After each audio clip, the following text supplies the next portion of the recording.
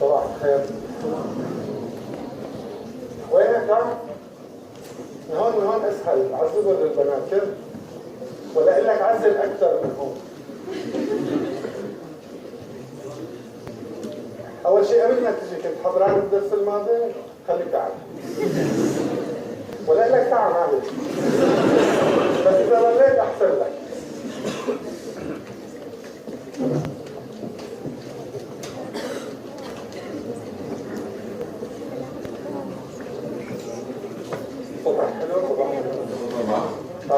موال عتابة أبدا فالأرض مشان يسمعوا.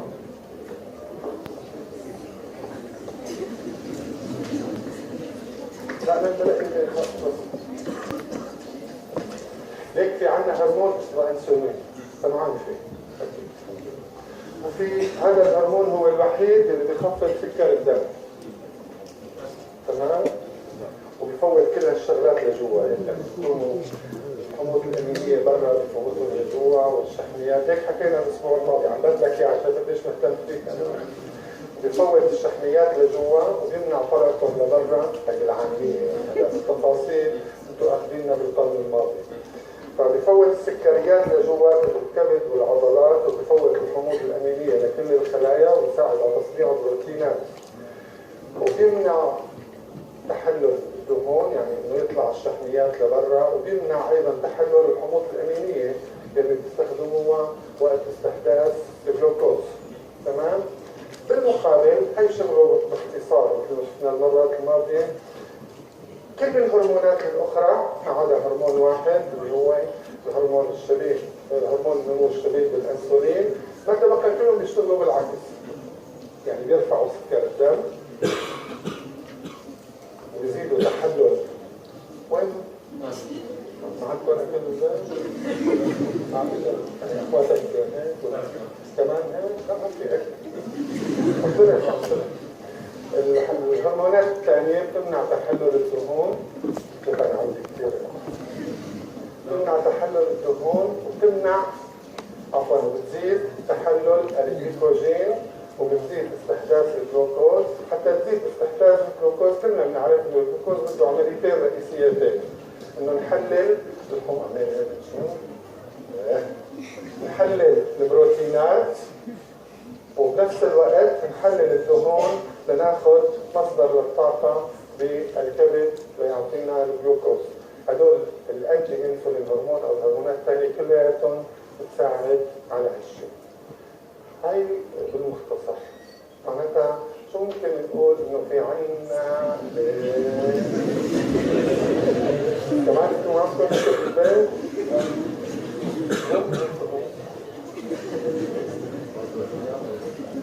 رياضي يعني وعضلات بس ما عندك هي مصاري. بالمناسبة الإفطار موجود، صار الطباعة اللي بده، وبكرة الأربعاء استثناء راح اعطيكم كمان انا بكره الساعه 4. الساعه بكره الساعه 4 الصبح. شو اسباب السكري معناتها ممكن يكون؟ خلل بالانسولين. خلل؟ شو يعني خلل؟ بتصنيع هلا عفوا، كلمة خلل ممكن تعني زيادة وممكن تعني نقصان. فإذا مش كلمة خلل. نقص الانسولين. اوكي، أو نقص الخلايا الانسولين. ايوه هدول الحافظين. ايوه هيك. طيب وغيره؟ زيادة الهرمونات اللي بتزيد السكر. عندك شيء أي سبب آخر في الكون؟ حاليا ولا مستقبلا؟ مستقبلا. ولا مستقبلا. شو؟ زيادة تخصص الخلايا يعني زيادة الهرمونات. على فكرة هي وين بتصير مثلا؟ لا مو زيادة الهرمونات، هذا انت الحالة اللي يعني أنا لهلا نادرا ما سمعتها إلا وقت نعطي أدوية. بس وين بتصير؟ في شيء محل ثاني تعرفه؟ طيب خلينا مشان ما يزعل اسمها فراس وقت شو؟ لا عندهم شوية تأكيد مشان ما يزعل فراس خلينا نقول لا بدك تجي أهلا وسهلا. مشان ما يزعل فراس بنقول زيادة الهرمونات أو زيادة نشاطها أو مستقبلات كمان. في شيء ثاني ممكن يعمل سكري؟ معناتها إذا فينا نقول إنه تقرأ لي ملهم زيادة داء السكر لأسباب الأنواع، زيادة معاكسات الأنسولين، زيادة نسبة معاكسات الأنسولين على الأنسولين، نقص أو غياب الأنسولين، مقاومة الأنسولين. ما عندك شيء ثاني ممكن، فلذلك هلا فيني أعمل لك هذا الجدول وأعدل لك كل الهرمونات الباقية بالجسم وبدك تحفظهم رقم 1 كذا 2 3 4 5 6 7 تذكر بالتالي فيني يطلعوا شي 50 هرمون وبدك تحفظه وبجيب لك سؤال بالفحص الهرمون الذي يسبب السكر ورقمه في الصفحة كذا 53 هو كذا. كأنك شاطر بتجاوب. أي مرض يمر معك يؤدي إلى أي حالة من هالحالات فهو سبب محتمل لدى السكري. ليش حطينا هدول بالأحمر بالأسود وهدول بالأحمر؟ والهم هدول مرتبطين بالأنسولين بحد ذاته، هدول هرمونات باقية وهدول أشياء. على فكرة أشياء مو لغة فصحى. ما في شيء اسمه أشياء. دائما الأشياء بتقول أكثر شيوعا. يعني إذا تحب اللغة العربية. الأسود والأحمر. الأسباب هي قدامكم ومثل ما قلت فيكم كثير يعني تطلعوا تحت الأسباب. أما الأحمر والأسود فهي للتصنيف. الأحمر نسميه سكري ثانوي. إذا في فرق بدك نركز على النمط الأول والنمط الثاني والسكري الأولي والثانوي. السكري الثانوي مثل ما شايفين هو واحدة من هذه الأسباب. من أسبابها مثلا كوشينج. شو هذا كوشينج يا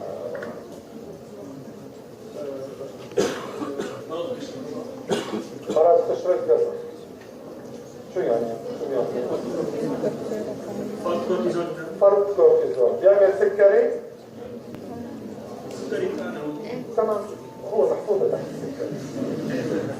فإذا هو بيعمل سكري. اللي بعده؟ التهاب بكتيرياس بيعمل سكري؟ ممكن إذا أدى زيادة إفراز الجلوكاجون ولا نقص الأنسولين. هلا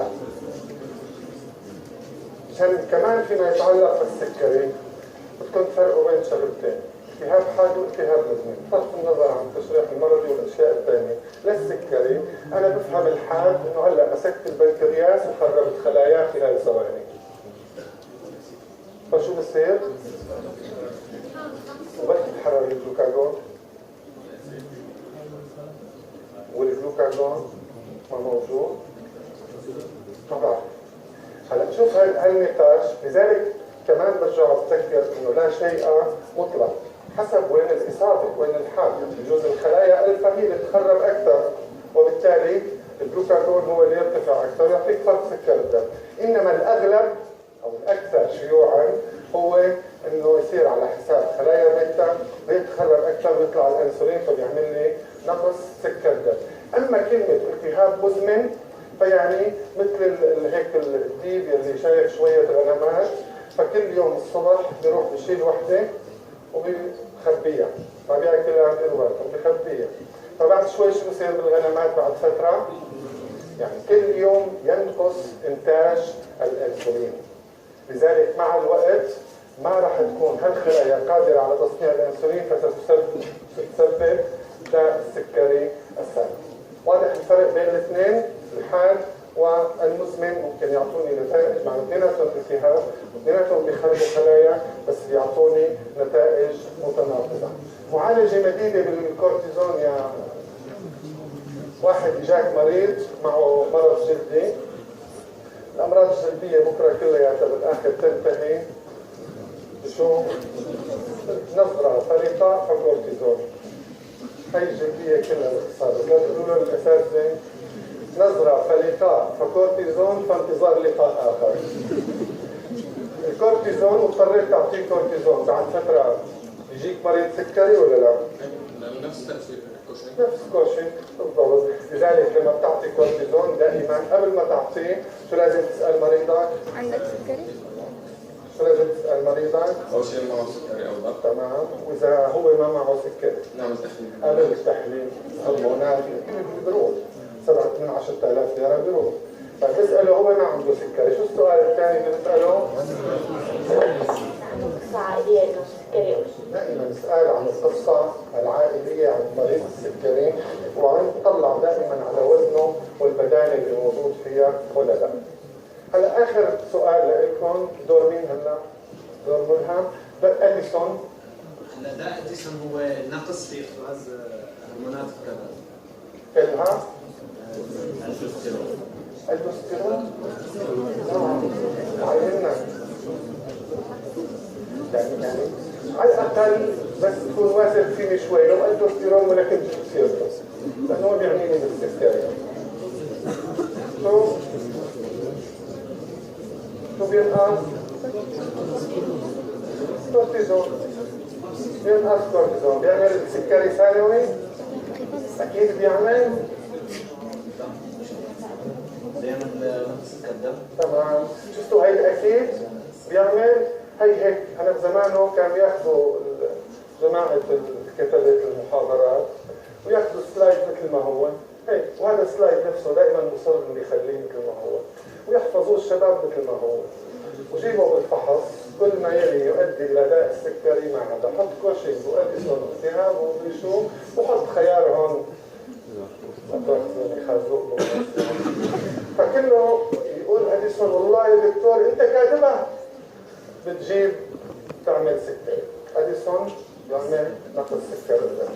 يا ريت لما تقروا الاشياء تحفظوا عقولكم تفهموها صح. الشكل الاخر من السكري، تفضل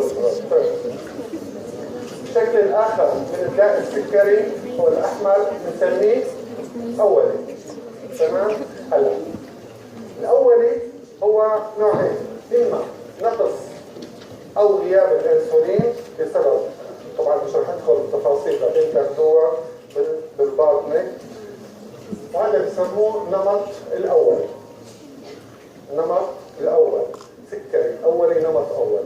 لا تعتمد على مقولة أو تسمية non-insulin dependent و-insulin dependent، يعني السكري المعتمد على الأنسولين والسكري غير المعتمد على الأنسولين. هي تسمية فاشلة ولا علاقة لها بالواقع.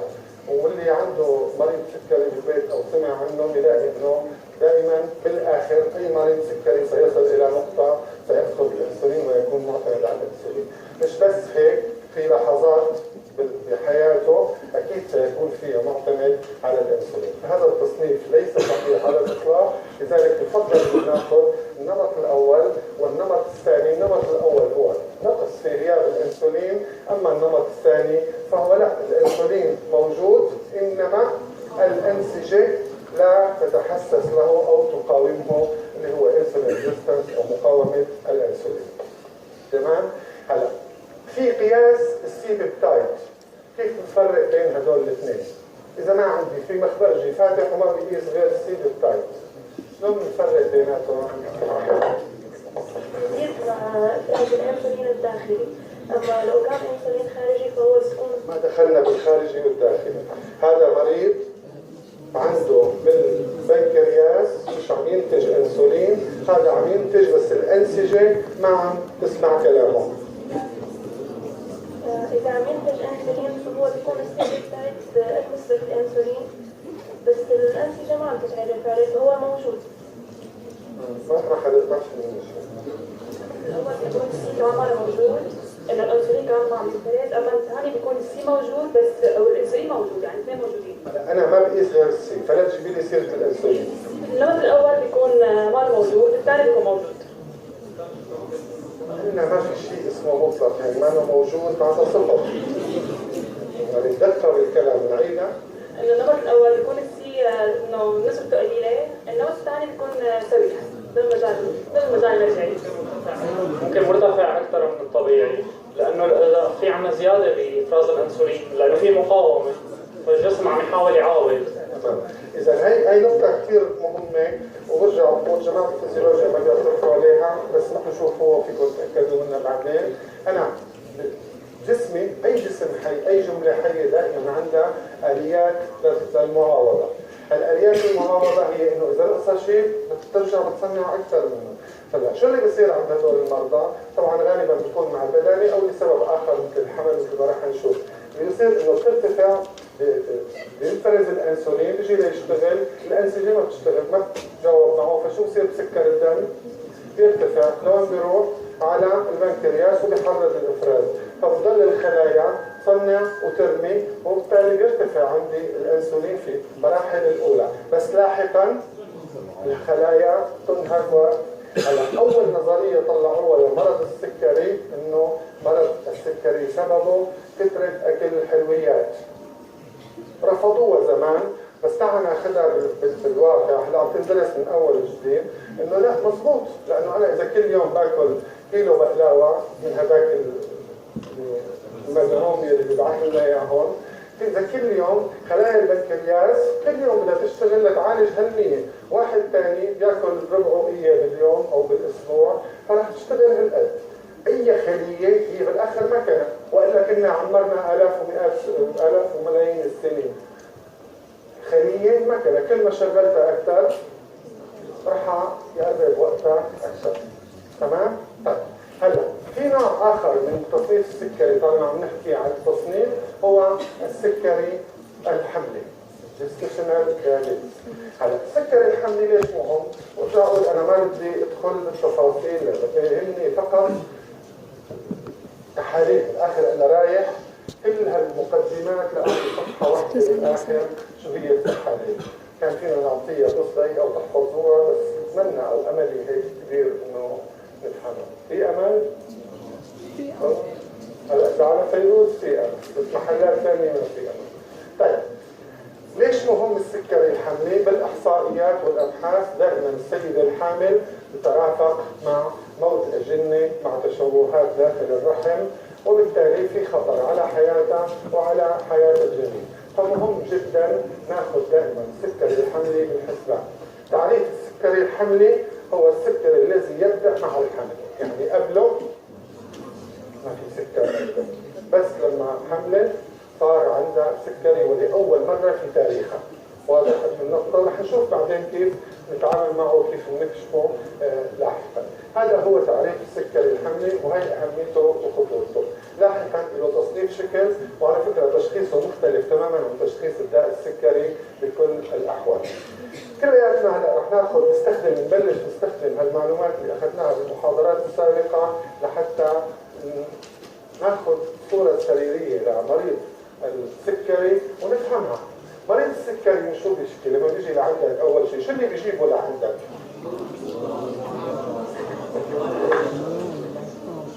طوال الليلي والعطش. أكثر شيء بيجيب مريض السكري لعندك إنه ببول كثير.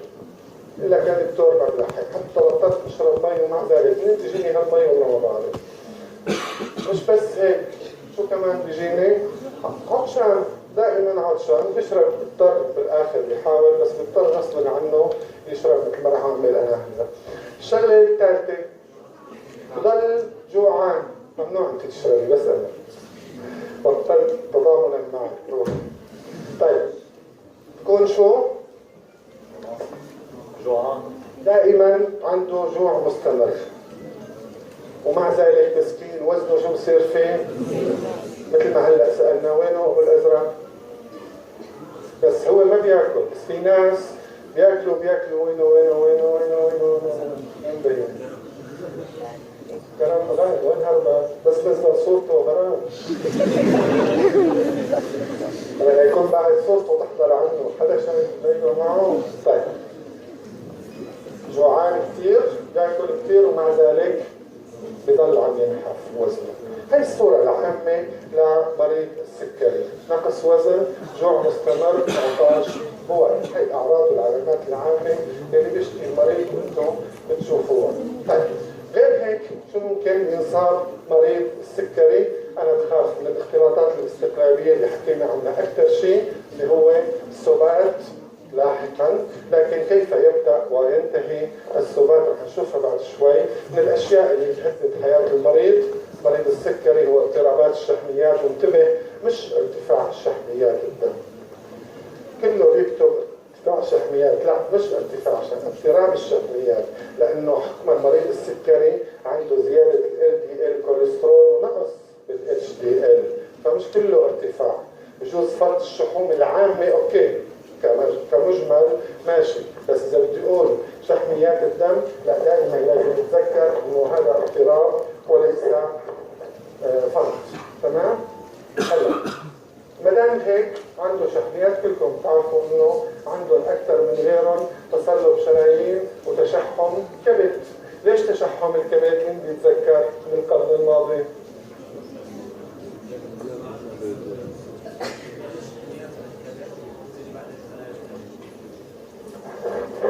الشحميات بتضرب الكبد وبتجي الخلايا المناعيه الكبد. هي مثل لا تقربوا الصلاه وانتم سكارى، شو عرفها؟ طيب في قبل بيزيد تخليط الشحميات. كمان في قبل، ليه؟ لانه الجسم حاسب انه ما عنده طاقه، الجلوكوز ما عم يستفيد منه. تمام، هاي وحده بالضبط، الجلوكوز عالي والكبد لا يحتاج للانسولين لادخال الجلوكوز، لذلك بفوت لحاله ببلش بصنع شحميات كثير يا رجال، بصنع شحميات كثير، والشحميات عاده الكبد عنده قدره على التصدير. مع مريض السكري ومع مريض الكحولي هالقدره يتم تجاوزها، بصنع ويبعث عنده 10 شاحنات، طيب عم يعبيهم وبعدين يتراكم جوا الكبد.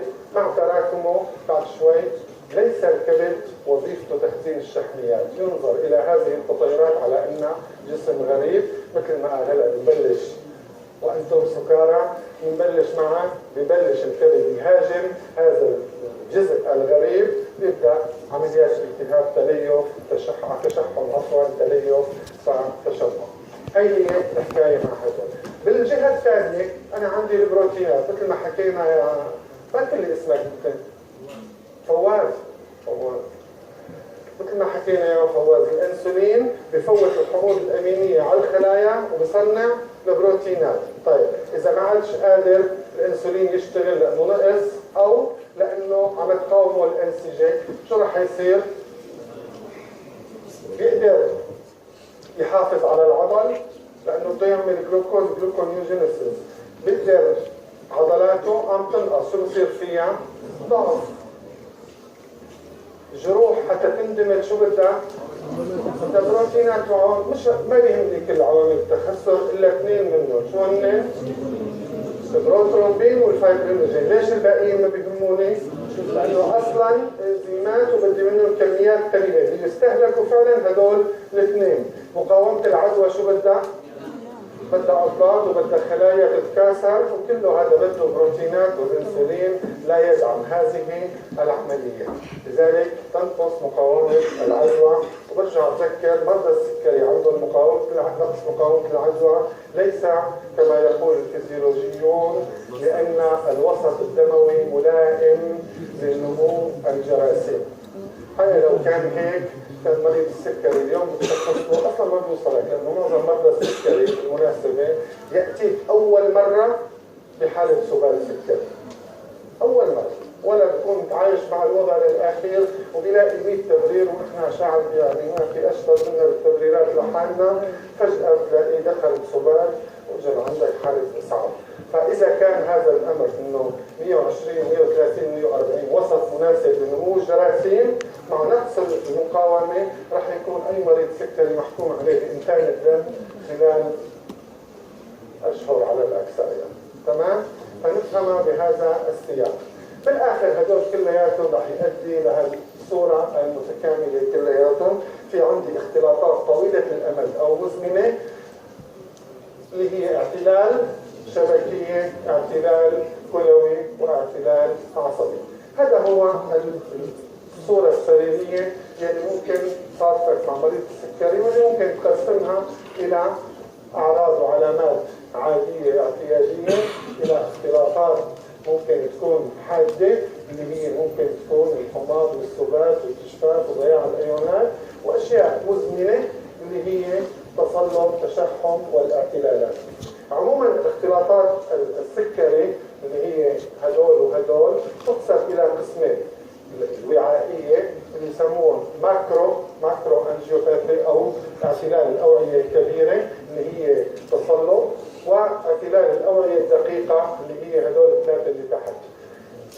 خذ بذهنك اعتلال الاوعيه الكبيره تصلب الشرايين هو نفسه اللي بيجي عند الاخرين، انما بوتيره اسرع وبزمن ابكر.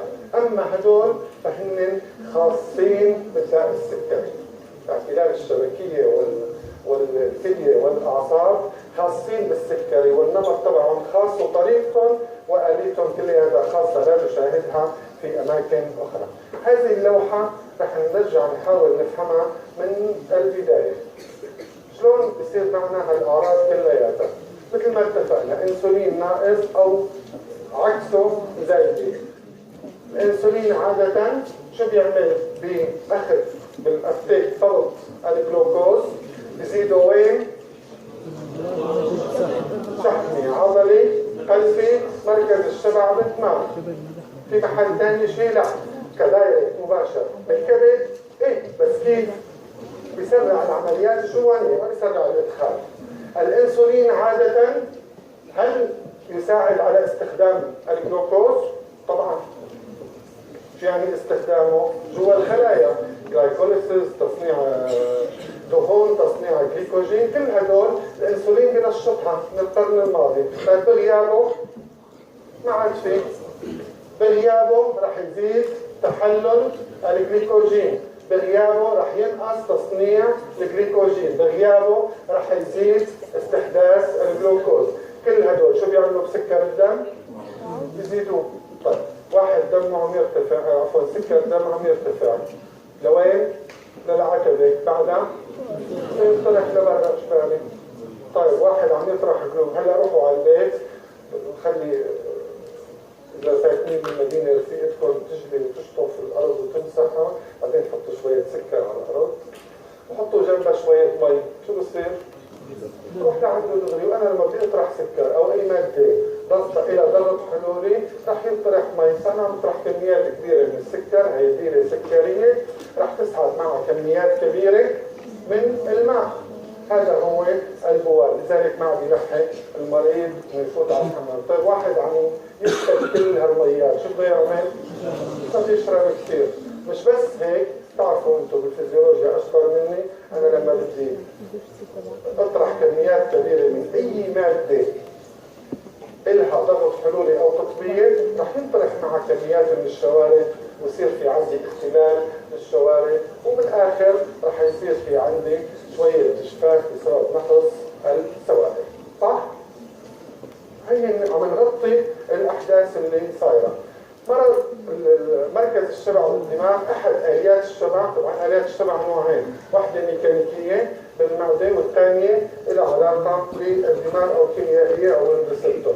عاده الجلوكوز يدخل الى مركز الشبع بمساعده الانسولين، وبيقول له مركز الشبع انه حاجتك، بدليل كلياتكم اللي بده يعمل ريجيم ابسط اسهل شيء للرجيم انه اول ما بتقعد على الغداء وتكون ميت من الجوع، لا مش مي، تاخذ لقمه مربى او شيء حلو اول لقمه، ومعلقتين 3 خضره، اول شيء معلقتين 3 سلطه ومعلقه مربى، وافتح لك شي حديث مع شي حدا او تخانق مع شي حدا، تمام؟ 5 دقائق بس، وارجع وشوف. ما تسمعوا واحد انه بينرفز ما عاد له نفس ياكل بيزعل معها، في ناس بيزعلوا ويسد لهم نفسهم، بس في حدا شو اللي صار؟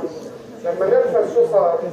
طلع سكر الدم، زاد دخول السكر الى مراكز الشبع وبحس الصوبي صدق النفس. عموما هاي الطريقه. طيب هذا المريض السكري ما عنده هيك شيء، وبالتالي سيشعر بالجوع باستمرار ورح ياكل كثير، ومع ذلك الشيء بينقص وزنه. ليش؟ طيب هلا فيما يتعلق بالشحميات، الانسولين حكينا من شويه فواز، الانسولين بياخذ هالشحميات وين بضبهم؟ بالنسيج الشحمي، وبيمنع تحللهم من النسيج الشحمي، معناتها هو بالاصل شو بيعمل بشحميات الدم؟ بخفضها، بغيابه رح تتغير كلياتها، فرح يزيد عندي تحلل الدهون، رح يزيد ينقص عندي اللايبوجينيسيس هون وبالكبد. ليش؟ مكتوب انسولين، وهالكبد جاي كثير جلوكوزات وما احلاهم، فبيزيد التصنيع والتصدير، وايضا يزيد تصنيع الكوليسترول، بالنتيجه سيؤدي الى الاشياء اللي حكيناها، اضطرابات الشحميات وتشحم الكبد والاثيروسكليروز او تصلب العسيدي مثل ما حكينا من شوي.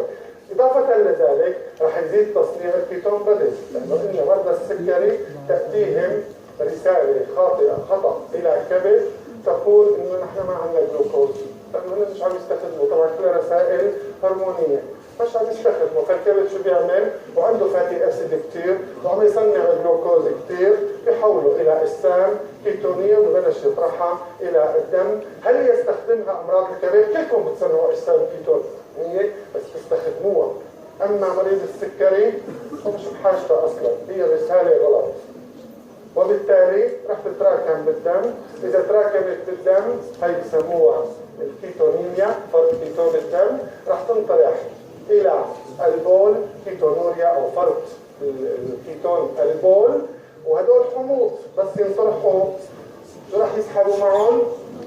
شوارب ومي. ما هيك؟ هذا الحالة الاثنين مع بعض، فرط كيتون الدم مع فرط كيتون البول، يسموها الكيتوزس او فرط كيتون الجسم. هدول كلهم حموض، بصير في عندي حماض كيتوني. مع اطراح كل هدول ومع هاي الثانية اللي جاي من هون، شو راح يصير في عندي؟ فقدان ايونات ومزيد من التشفاء، هي اللي بتوصل المريض الى حالة السبات بالحماض الكيتوني. برجع اتذكر ان السبات عند مرضى السكري له اسباب كثيرة، واحدة منها هي فرط كيتون الجسم. نجي لاخر شيء البروتينات، مثل ما حكينا مريض السكري ما عادش يصنع بروتينات كفايه، مريض السكري صار يزيد عنده تحلل البروتينات لانه ما عادش في مين يمنعها، والهرمونات الثانيه كلها بتزيدها اصلا التحلل، وبالتالي مع الوقت شو راح يصير بهذا المريض؟ مش راح يقدر يصنع بروتينات، العضلات شو راح يصير فيها؟ وين بتروح بالاخر؟ يعني الحمض الاميني عم يروح على الدم لوين؟ على الكبد، يتحول لجلوكوز وبيتكب بالدم. هذا اللي لكم تعريف بنسينا لمريض السكري، هو flashing of meat into urine، هو ذوبان اللحم في البول. هي وحده منها، والثانيه ما نفس الشيء، لايبوليسيس، تحلل الدهون او تروح على الدم تنصرف طاقه على الفاضي. بالاخر شو بتصير؟ اجسام كيتونيه، وين مصيرها؟ البول. طب واحد عم ينقص وزنه، عم ينقص شحمياته وعم تنقص عضلاته، شو بصير بوزنه؟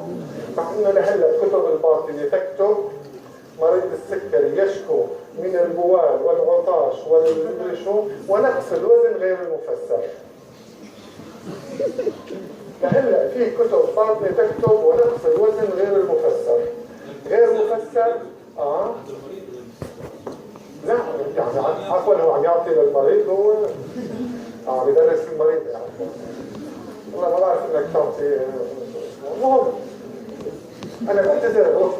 طيب هلا مع هدول ما فيش بروتينات، العضلات رح تضعف، ما فيش بروتينات، الجروح رح تطول أكثر للأشخاص السويين، وما فيش مقاومة. هي الصورة كلياتها مع التفسير والشرح لمريض السكري. هذا الجدول موجود مثل ما هو ثابت على البحاث، بس تفهموا.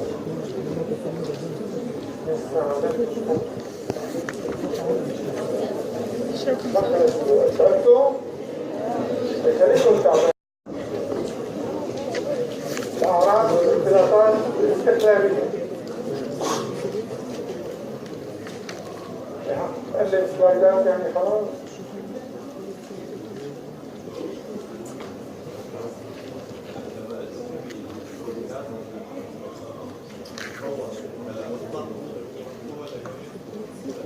حموض الأمين تحول ليوريا.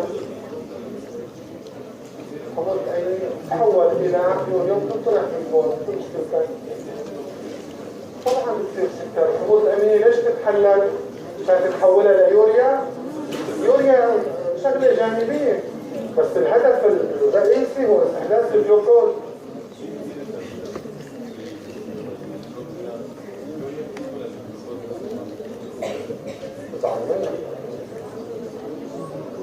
هدف العملية هو تصنيع الجلوكوز. اليوريا هو منتج ثانوي لا يعنيني. مظبوط، عم بتكلم عم تروح على الكبد يحولها لجلوكوز. هو عم يحولها لجلوكوز، بيطلع الامونيا وبيحولها ليوريا.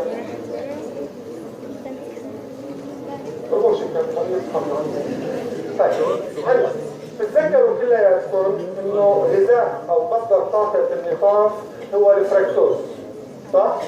ولا ما متذكرين؟ طيب ما متذكرين تذكر. ليش بس؟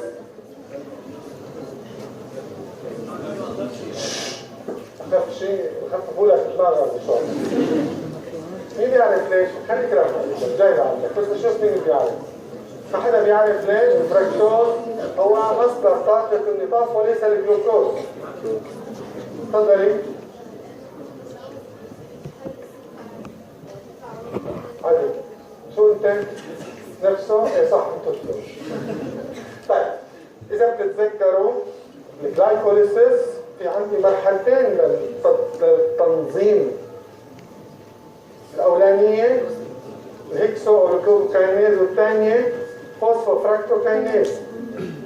الفراكتوز بينزل بعدهم. اللطاف ما بتتحمل انه والله انا تعطيني طاقة على حسب ظروف الجسم. انا بدي طاقة دائما والا بقطع نسلكم كلياتكم. كل شيء بهالدنيا بيتحكم، مثل ما قلنا المرة الماضية العقل، والمناسبة كان المساعد تبع الامن برا يعني. وين هاي الدكتورة رين كان عاوز. وهون النطاف بدها دائما مصدر طاقة، لذلك لا يمكن تعتمد على الجلوكوز، دائما بدها فركتوز. تمام؟ هلا بالحويصل المنوي كيف بصير الفركتوز؟ بسبيل اسمه سوربيتول او البوليول عديدات الكحول. جلوكوز انتبه انه هذا التفاعل غير عكوس، يعني معلش يرجع لورا، بصير سوربيتول، وهذا التفاعل شو؟ عكوس، بيتحول الى فركتوز. بالنطاف بالحويصل المنوي هذا الفركتوز شو بصير فيه؟ يستهلك، وبالتالي العملية شو؟ بضل ماشية هيك، ما هي مشكلة. ما حدا صار معه مشكلة بالنطاف انه تنفخت مثل ما رح يصير بمحلات ثانية رح نشوف هلا بعد شوي. ما في مرض اسمه تنفخ النطاف. بس هلا شوفوا شو رح يصير بمكان ثاني. مع البحث والتحري لقوا انه هالسبيل نفسه ولاسباب غير معلومة يحدث في 3 اماكن. وين؟ حدا يقرا لي؟ في الأعصاب المحيطية خلايا غدة شوان وحليمات كلوية كبيبات كلوية وعدسات شعريات شبكية. شو بذكروك يا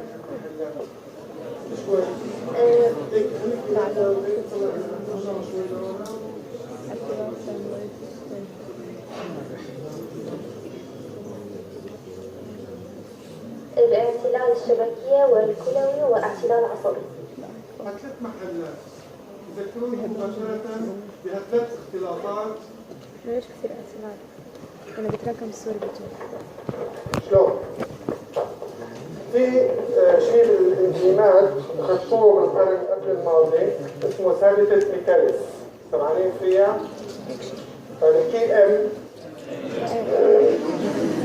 يا حرام، هو اشتغل وطلع روحه وضل يقضي 10 سنين من عمره ليطلع عليه، مستخسرين تذكروا اسمه. يلا هي الدنيا هيك، ما حدا بيذكر حدا بعد ما يروح. المهم هي شو معناتها هي؟ بالمناسبة كل ما ارتفعت قيمتها معناتها الألفة بين الإنزيم والركيزة بتقل. تمام؟ هذا الإنزيم يلي شايفينه عنا هون الدوز ريدكتيز، الكي ام تبعه شو؟ معناتها الألفة منخفضة. طيب معناتها عندكم كلياتكم قديش بصير هالتفاعل بالعدسة؟ قليل، لأنه الجلوكوز أصلا مش مرتفع والألفة قليلة، فكمية التفاعل كثير منخفضة. بس عند السكري في كثير جلوكوز، كمية الجلوكوز والدخول إلى هذه الأنسجة للجلوكوز هل يحتاج إلى أنسولين؟ لذلك بفوت على حسب تركيزه اللي هو، وبالتالي راح يوصل لكل هالمحلات، صح؟ بس يوصل لجوا لشو بده يتحول؟ لسوربيتول، والسوربيتول عنده ضغط حلولي عالي. شو بيعمل؟ يسحب مي. فينا كتابك دفترك شو انت والله دفترك احلى. شايفين هذا الدفتر؟ رح ناخذ هلا مثال العدسه بس. شافوا البروتينات منها الكولاجين اللي هو النسيج الضام كله كولاجين. بيكون على شكل الياف. هلا العدسه كيف بتمرق الضوء؟ لانه الياف متوازيه ومطبقه على بعضها هيك. هلا اذا طلعنا هيك من هون اكيد ما رح نشوف، بس يا ترى بمرر الضوء ولا لا؟ اكيد بمرر الضوء. الياف الكولاجين هيك بتكون. هلا اذا جبنا قنينه المي بدك دفتر. اذا جبنا قنينه المي على الدفتر نفسه وكبينا مي عليه شو رح يصير؟ بالعاميه شو؟ بكرنش. هيك بكرنش. لسه بضل في عندي الياف متطابقه. شو بصير بالبنيه؟ والوظيفه؟ هذا سبب اختلاطات الداء السكري الثلاثه، او وحده من الاليات عفوا عشان الدقه. واحده من الاليات انه هدول مرضى السكري مع هذه الشروط بصير عندهم زياده بتحويل الى السوربيتول، بيتحول لفركتوز، بس في حدا يستخدمه هون بيرجع الفركتوز شو بصير؟ مين رح يتراكم؟ شو بجيب لعنده؟ العدسه خربت. ونفس الشيء طلعوا هون، نفس الشيء البروتينات شو رح يصير فيها؟ رح تتخرب. ليش اسمه اعتلال اوعيه دقيقه؟ ليش مش كبيره؟ طيب اذا وعاء دقيق صغير مو في بروتينات؟ الغلاف وهذا مش كله بروتينات، تمام؟ وصار في هالشغلات، مين رح يتاثر اكثر هو ولا الابهر؟ لذلك هذا بينضرب فوق. تلاقيه مضروب بالدماغ وتلاقيه مضروب بالاطراف وتلاقيه الاشياء الثانيه تجتمع كلها مع بعضها بتعطي هالاختلاطات. واضحه الفكره؟ هي احدى الاليات اللي معروفه لاختلاطات الداء السكري الشهيره المزمنه عند مرضى السكري. ترجع لها. لذلك شو قلت لك اول محاضره؟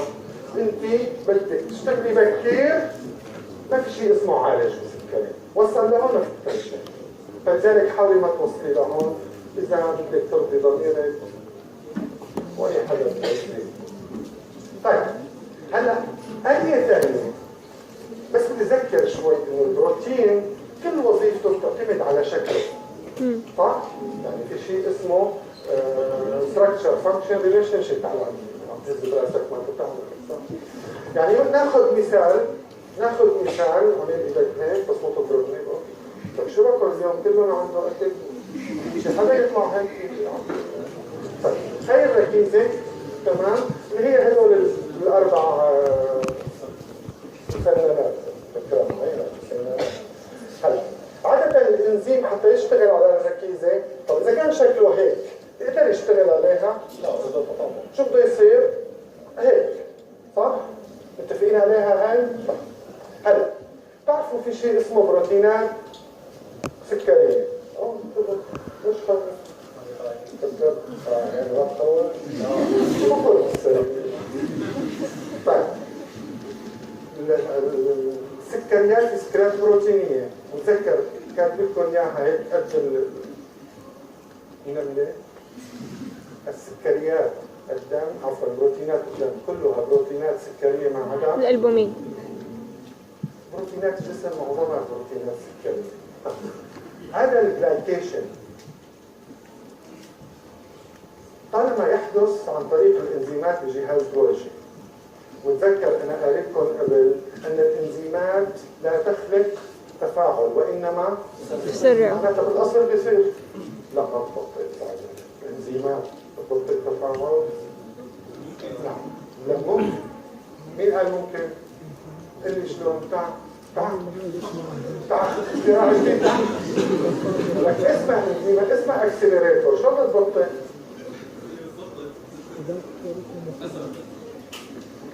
إذا هيك الشغلة مهم لا تفكر عليها.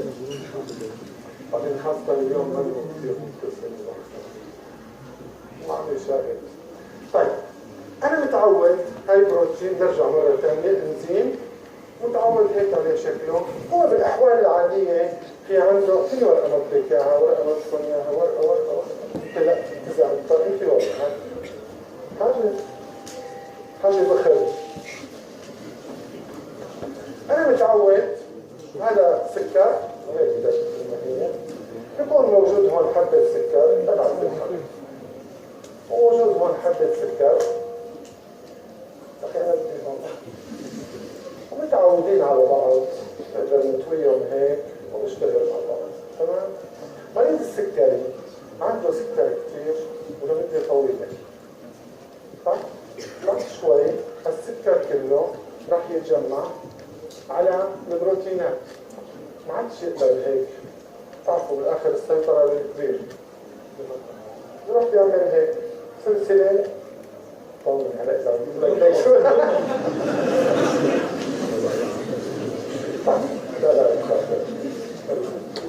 طب يعمل هيك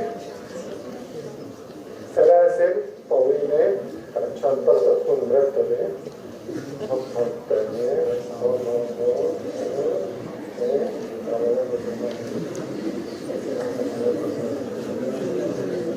وينه هذا؟ مين كان يلعب كمان اجسام وبروتينات وينه بالعضلات؟ صار هيك بقدر لسه اشتغل. هو كبروتين اذا كان البروتين لسه بيقدر يشتغل يعني اذا الاحوال العاديه بده يقرب مثلا اذا هيك وظيفته البوس بالعاده بيبوس هيك. هلا شو بده يعمل؟ نفس الطريقه عند مرضى السكري بسبب الجلايكيشن بسموه الجلايكيشن او التسكير. مو التسكير تبع السكر لا التسكير يعني اضافه السكر. تمام؟ يؤدي الى تغير البنيه والوظيفه. نرجع نقول مره ثانيه ليش بتبين بهالمحلات اكثر من غيرها؟ صغيره واوعيه دقيقه واوعيه صغيره واعصاب دقيقه واماكن محصوره. الشبكيه ما بتتحمل لانه هيك يا دوب ما بعرف قديش انتم بتعرفوا اكثر. هي النظريه الثانيه لاختلاطات مرضى السكري. الثالثه بقى تعرفوا انه في بالجسم شيء اسمه مضادات اكسده وفي انزيمات وبروتينات بتلعب دور مضادات الاكسده. مثل شو؟ بروتين انزيم بيشتغلوا دور مضادات الاكسده. عم نحكي بروتين فيتامينات ممكن بس بعدين بس بروتين هذا بيعرف هيموجلوبين. لا بروتين انزيم في اكثر في واحد احلى هيك في احلى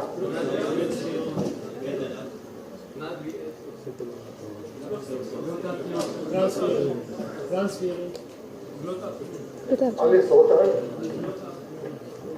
الجلوتاثيون باللاكتيز. تمام؟ هذا بروتين انزيم. في شغلات كثير ثانيه. طبعا مريض السكري بسبب الطراحات والشغلات الثانيه والامور ومشكله اكله والى اخره بتنقص عنده الفيتامينات مشان يريحك. اسمها عمار ايه، فبيعمل عنده شغلات بالبول. اما البروتينات المضادات الاكسده فايضا هي تنقص عند هذول المرضى نفس الوظيفه. يعني عندي مشكله بمضادات الاكسده والجلوكوز نفسه مؤكسد. الجلوكوز نفسه عنده قدره على الاكسده، وبالتالي البروتينات راح تتاكسد. البروتينات المؤكسده بنيتها راح تضل مثل ما هي؟ مستحيل. تجيك مثلا اذا كان شيء بروتين هيك وهي وظيفته يضل شو رايك تفتحها؟ وهي وظيفته ما اقدر اطلع عليه. هي وظيفته هي تمام؟ ببساطه بيروكسيد واحد بيربط هي بهي. وضلوا هي. انت خليك معي بدك تشيل لحالك. وممكن يربط هي بمكان ثاني هيك. تتغير البنيه، تتغير الوظيفه. 3 نظريات فرضيات، في شيء معها وفي شيء ضدها، هي التي تفسر الاختلاطات الوظيفيه عند مرضى السكري. الفرضيه الاولى اللي هي سوربيتول او البوليفول باثوي. النظريه الثانيه هي الاكسده ونقص مضادات الاكسده، والنظريه الثالثه اللي هي الجلايكيشن. بكره الساعه 10 نشوف بعض.